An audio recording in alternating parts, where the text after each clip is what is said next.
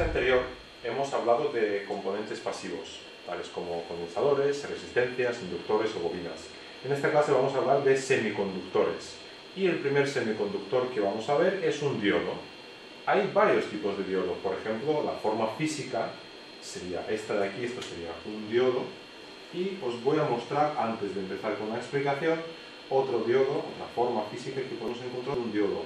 Pero todos tienen algo en común, que es que tienen esta raya de aquí que nos indica el cátodo del diodo y tenemos que tener precaución de no confundirlos con condensadores electrolíticos. Estos son diodos. ¿Cómo vamos a poder medir un diodo? ¿Cómo nos aseguramos que realmente se trata de un diodo y no de un condensador o cualquier otro componente?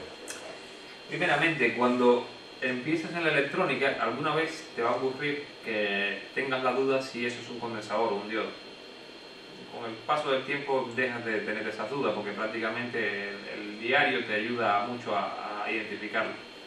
Pero bueno, si tienes dudas es muy fácil.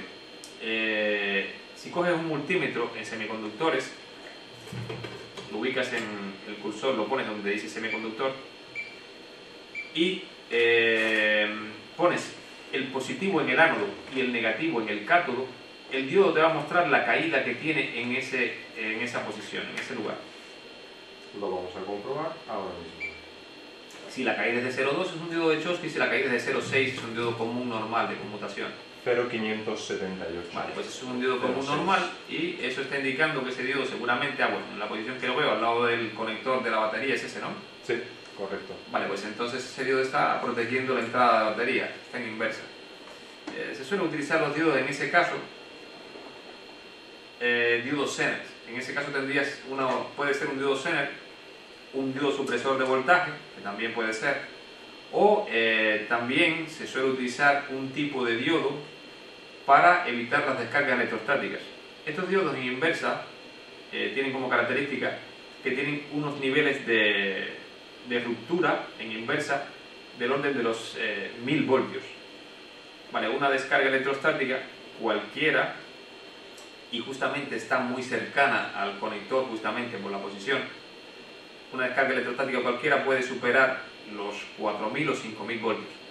Por lo tanto, lo primero que se rompería es el diodo y no entraría la descarga al equipo. Por eso, alguna vez te vas a encontrar este tipo de protección, repito, o bien contra inversión de polaridad o bien contra descarga electrostática. Justamente la posición que me estás indicando ahora. Si no me equivoco, aquí al lado del conector tenemos más diodos de un tamaño muy diferente, son muy pequeñitos y según como los veamos se pueden parecer hasta resistencias, pero hemos comentado que hay una línea que nos indica el cátodo del diodo.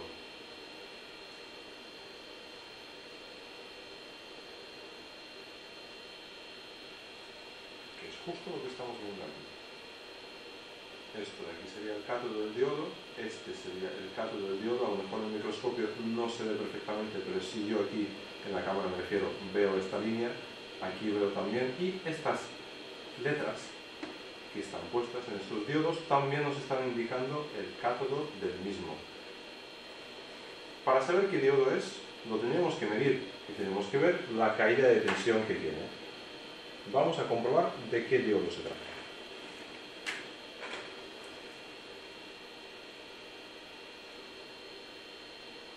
Utilizamos este punto y aquí vemos que la pista está conduciendo a estos dos condensadores y otro punto de aquí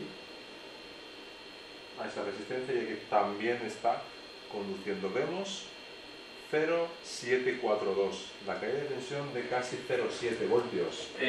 La caída típica de 0,7 te puede indicar diodos Zener. Los diodos Zener tienen una construcción que al tener un poco más de portadores en el sustrato de tipo N, no, en el sustrato de tipo P tienen más portadores y eso hace que la resistencia de ellos o la barrera sea un pelín mayor. Entonces te vas a encontrar que, por ejemplo, la diferencia de un Zener en directa y un diodo común en directa es que el Zener mide un pelín más alto que el Zener, digo, que el diodo común. Este sería un truco, un tip para Sí, poder esto identificar. esto sería un truco para identificar los diodos Zener. Tienen una barrera un poco más grande. Vale. Hay un diodo más que nos queda por explicar, que no lo hemos tocado, que es diodo Schottky, que es un diodo de caída de tensión muy baja de 0,2 voltios y de un switcheo ultra rápido. Aquí, en el circuito del backlight de este iPhone 7, podemos encontrar este diodo.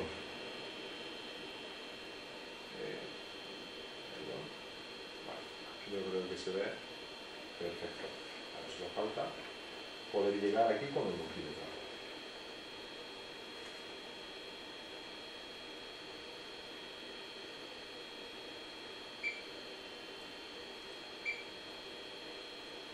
Por favor, indicarme que estoy viendo aquí 0,175, porque estamos hablando de 0,2. Correcto.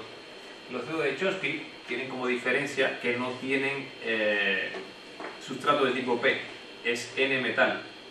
El sustrato de tipo P y el sustrato de tipo N aportan casi 0,3 de caída al diodo. Por lo tanto, si tienes un sustrato de tipo N y un sustrato de tipo P, tendrías una caída por parte del sustrato de 0,3 y otra caída de 0,3.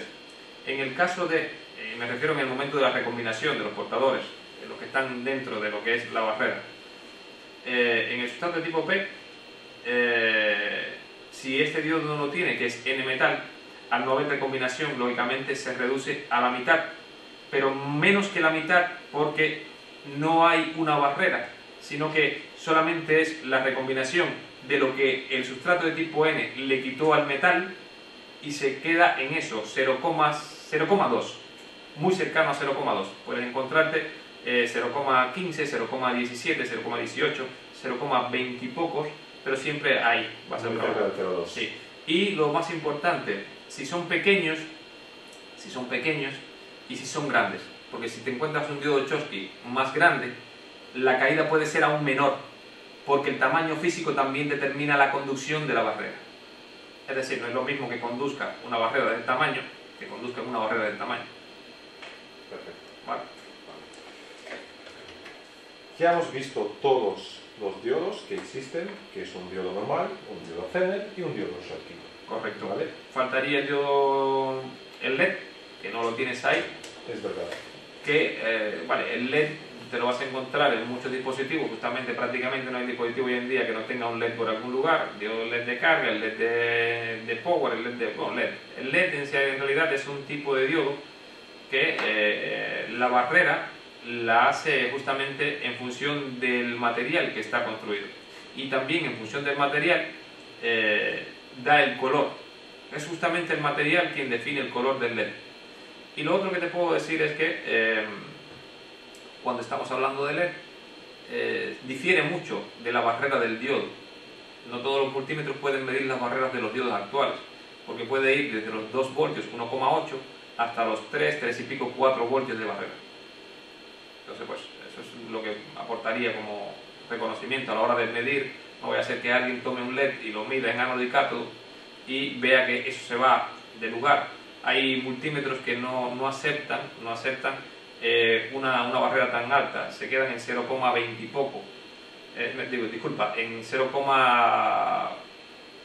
y poco de voltios. En cambio el LED puede ir de 2 a 4 a 3 voltios de barrera, y como el multímetro solamente llega a 2, y algo, si se va de eso no te pilla el LED, o sea, no puedes identificar ánodo y cátodo. Y otro dato muy curioso en el diodo LED, que si utilizamos el multímetro en escala de diodo y lo vamos a medir, ¿qué va a pasar al diodo? Si lo medimos y lo polarizamos correctamente. Si es un diodo normal, de los típicos, de los actuales, vas a poder ver que ahí dice 1,7, 1,8, es el típico LED. El típico LED es ese. Pero si el multímetro tuyo, por ejemplo, este multímetro, es muy posible, creo que lo vi ayer, pues medí las puntas de ese multímetro. Ese multímetro tiene en punta 3,3 voltios, por lo tanto puede llegar a medir un LED bastante ahora. Es una forma rápida también de ver si el multímetro está preparado para mirar ese tipo de LED. Basta con pasarlo a diodo y ver cuánto mide en directa. Sí, coger otro multímetro y medir las puntas. Eso quiere decir el voltaje que le vas a aplicar al circuito del LED.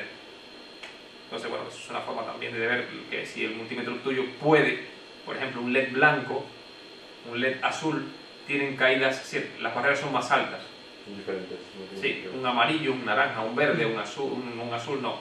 Pero que con longitudes de ondas muy cercanas al ultra, entonces te vas a encontrar que aumenta la barrera del LED. Vale, eso es lo que tienes ahí. Vale. Yo creo que hemos acabado con los diodos y pasamos, ya que estamos en clase de semiconductores, vamos a pasar a los MOSFET, que de hecho aquí, que MOSFET es un tipo de transistor y aquí tenemos uno. Este componente, que no estamos viendo bien su serigrafía, es un MOSFET de canal P.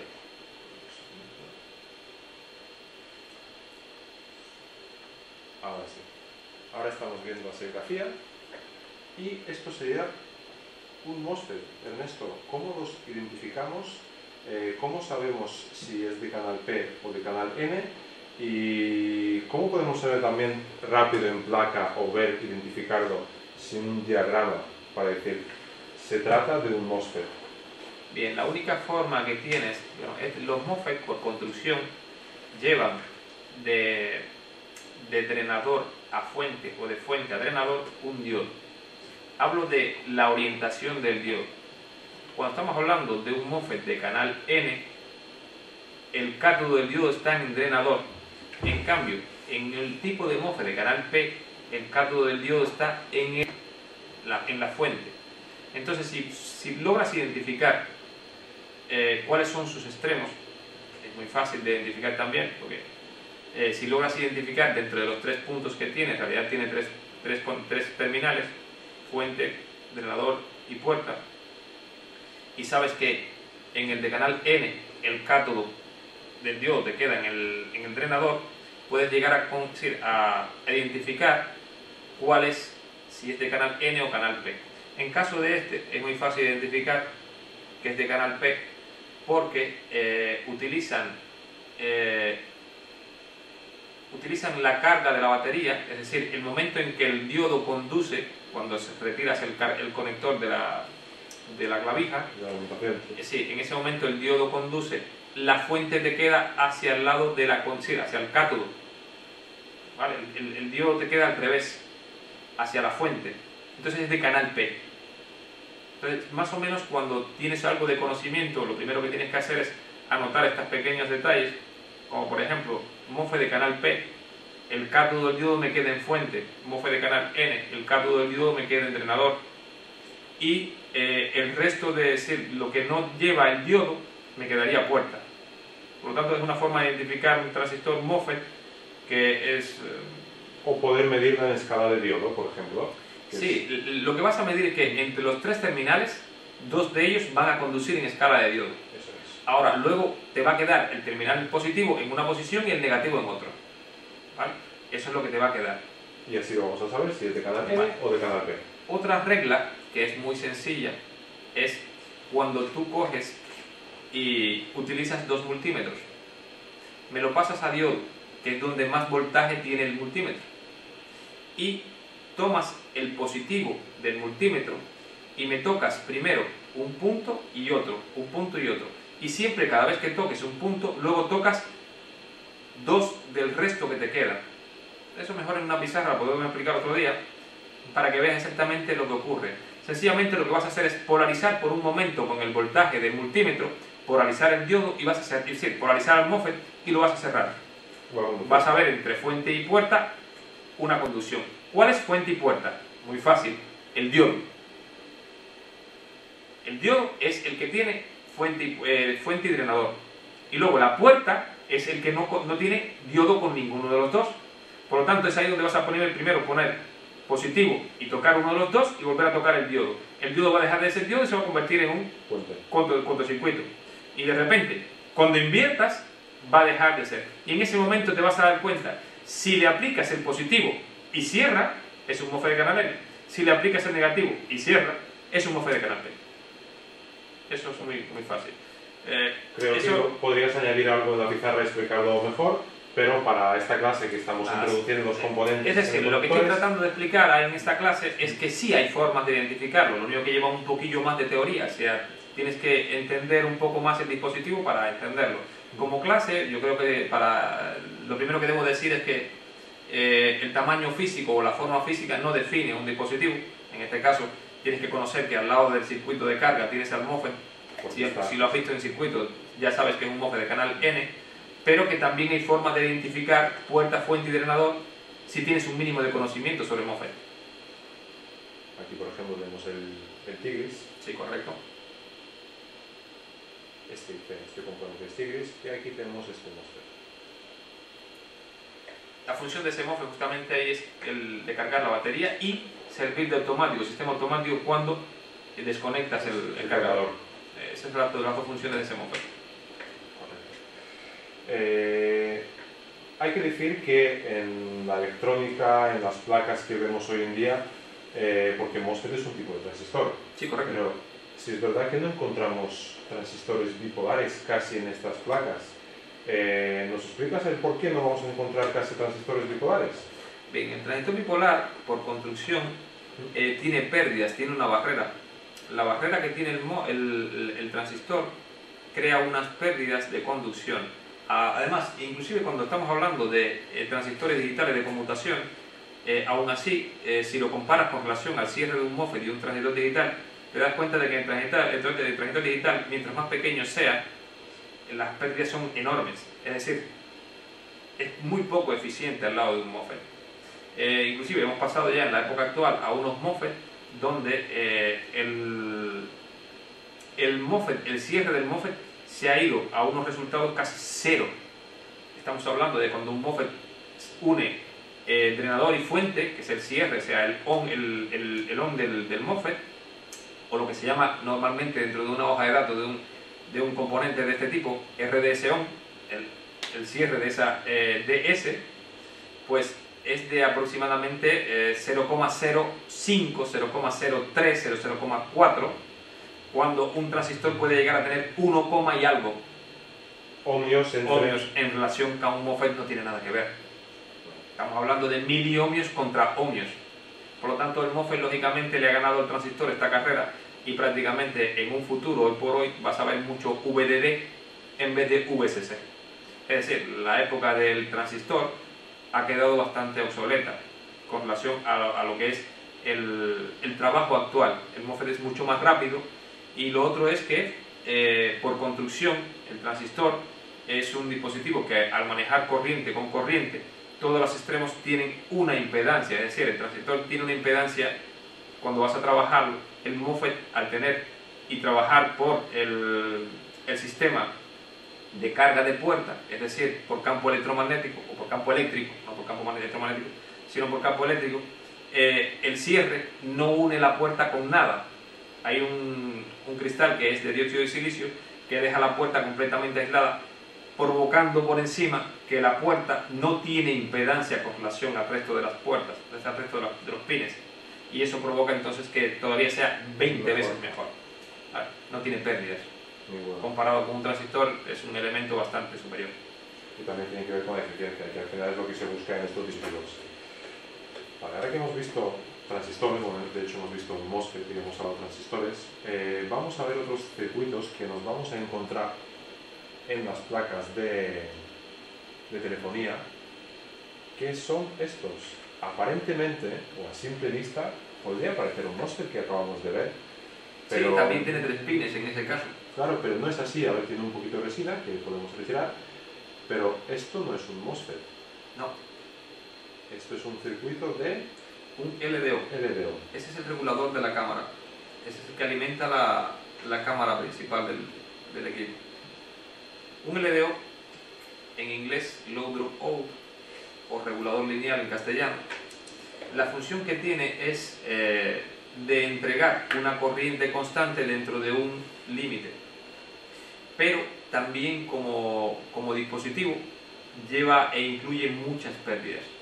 Su conducción interna es muy precaria con relación a otro tipo de fuente que se pueden utilizar. No es el caso del circuito BUC, que es un circuito mucho más eficiente justamente porque es a base de MOSFET. Entonces, el LDO, a la hora de ahorrar energía, se utiliza bastante poco. Te puede parecer que es mucho, pero aún así yo digo que es poco porque, a pesar de haber muchos reguladores dentro del PMU, ¿vale? Puede haber muchos valores de regulación, y todo lo que diga REC o LDO está refiriéndose no a un componente físico en sí, como es este caso, pero sí eso mismo interno dentro del circuito. La función de él es meramente, si te fijas, entregar muy poca corriente. Es decir, ese circuito da valores de corriente prácticamente como referencias, no para utilizarlo a base de fuente principal de corriente. Por eso es que también te vas a encontrar que estos dispositivos no son del todo eficientes comparados con otro tipo de fuentes, como acabo de decir. Entonces, bueno, pues lo mismo de ahorita, el tamaño físico o la forma física, a pesar de tener 3 pines, entrada, salida y masa, no define lo que es. En este caso tendrías que irte obligatoriamente a diagrama y al board view, primero para identificarlo y luego para ubicar, porque puede pasar por cualquier cosa. Eso sí, si tú lo vas a medir fuera, cosa bastante difícil porque tiene un tamaño bastante pequeño, si lo vas a medir fuera, no vas a encontrar que entre un extremo y el otro, entre sus pines, vas a encontrarte un diodo. Ahí no tendrías eso. Ahí no hay un diodo, ¿vale? Ahí hay una entrada, una salida, y que también sería un poco difícil de medir, a no ser que esté colocado en placa. Lo mejor es alimentarlo y ver. En este caso tienes que irte a eso, pero bueno, que sí, de pasar a modo explicativo, lo mejor es pasar justamente de diodo a transistor MOSFET y de MOSFET a un regulador lineal. Después de esos componentes que hemos visto, nos quedan los más importantes, creo yo, que es todo el conjunto de los componentes que hemos visto hasta ahora, pero unidos en un solo circuito. Por ejemplo, aquí tenemos el PMU, que realiza muchísimas funciones, y en su interior tiene tanto transistores MOSFET como los LDO, como acabas de bien explicar, y otros muchos componentes que están integrados dentro del mismo, que es el circuito integrado, es el IC en sí. Sí, en la medida que la electrónica ha ido avanzando, los circuitos integrados se han ido diversificando y han ido integrando más funciones. En realidad, un circuito integrado no es otra cosa que una serie de funciones unidas en un mismo circuito. Bueno, cuando estamos hablando de un PMU, estamos hablando de un circuito específico que, como ya he dicho anteriormente, cubre 2 funciones principales. Una, la de P, y la otra la de M. Power y gestión, manager. Entonces, dentro de lo que es Power, puedes encontrarte las etapas de los BUC, que son meramente transistores de canal N, y cuando tú mires, por ejemplo, si quieres ver si una etapa, por ejemplo, el MOSFET de canal N de la etapa está mal o está bien, basta con que te sitúes en multímetro, en semiconductor, en masa, y pongas el positivo en masa y te vayas al inductor que tienes afuera. En ese momento te va a dar un diodo, y lo más seguro es que sea un diodo de Schottky, porque es el MOSFET inferior de la etapa del BUC que tienes interno. Eso se puede medir directamente ahí, puedes llegar a hacer ese tipo de medición. Lo vamos a explicar más en otra clase, el tema del BUC. Sí, no hay ningún problema. Y entonces, lo que quiero decir es que un circuito integrado no define su función.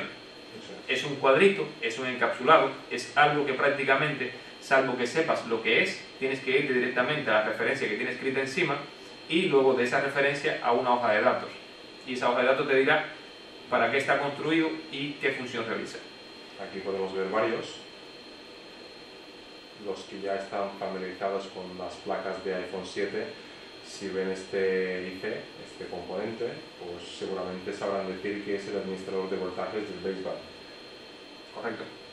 No estamos hablando del PMIC, pero sí es verdad que no es un administrador de voltajes secundario, no sería principal. Cuando vas a trabajar en este tipo de diseño, como todos los equipos no arrancan al mismo tiempo y todos los equipos no demandan la misma cantidad de energía, pero además por construcción de electrónica no puedes coger y pedirle toda la energía a una sola línea, lo que haces es partir las funciones y crear ciertos circuitos para esas funciones cuando puedas activar a ese circuito de forma individual a otro. Por ejemplo, el PMIC es un circuito que prácticamente genera casi todas las tensiones del circuito. Sin embargo, no necesariamente el baseband necesita alimentarse en el mismo instante. Sí, en la misma secuencia que utilizan. Y entonces lo que hacen es darle una fuente aparte, una fuente aparte a ese bloque, y esa fuente se encarga, puedes manejarla de forma individual. Eso es muy típico de la electrónica, cuando necesitas alimentar a un circuito en un momento determinado, entonces lo que haces es no lo mantienes encendido todo el tiempo y no lo mantienes atados a unas fuentes que van a estar unidas todo el tiempo. ¿Por qué razón? Bien, porque el PMIC se encargaría del primer bloque más importante del equipo: CPU, RAM, NAND flash. Ese es el grueso del PMIC, aparte de todos los voltajes de referencia que salen de ahí y demás. Sin embargo, el baseband no está todo el tiempo, aparte de que sus funciones en un principio es la lectura de los códigos internos que tiene y todo lo demás para identificar al dispositivo, no necesariamente eso tiene que estar todo el tiempo. Para que se entienda, vamos, que si en un teléfono lo encendemos y no le ponemos la tarjeta SIM, no hace falta alimentar el baseband, por ejemplo. Exactamente. ¿Qué hacemos? Ahorramos energía. Entonces, esas funciones que puedo partir y puedo aislar, sencillamente lo que haces es crear una fuente aparte que puedo controlar de forma independiente. Y la otra, que une prácticamente al corazón del monstruo del equipo, entonces ese sí lo tengo en unas fuentes que son todas juntas y controlo a todas a través de un bus interno, y es el bus que me controla todo el resto de activaciones.